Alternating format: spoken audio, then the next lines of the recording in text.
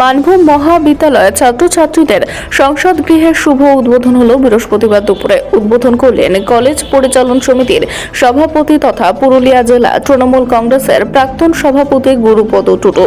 এই মহাবিদ্যালয়ে নতুন করে তৈরি হওয়া সংসদ ভবনটি নির্মাণের পর ছাত্রছাত্রীদের বিভিন্ন বিষয়ে আলোচনা করতে সুবিধা হবে, এমনটাই জানালেন মহাবিদ্যালয়ের সভাপতি।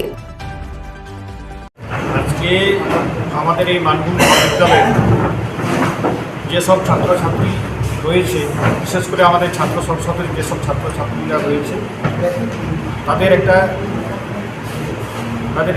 আমাদের কাছে আবেদন করেছিল জিবিতে যে আমাদের একটা ছাত্র সংসদের একটা বসার জায়গার দরকার আছে।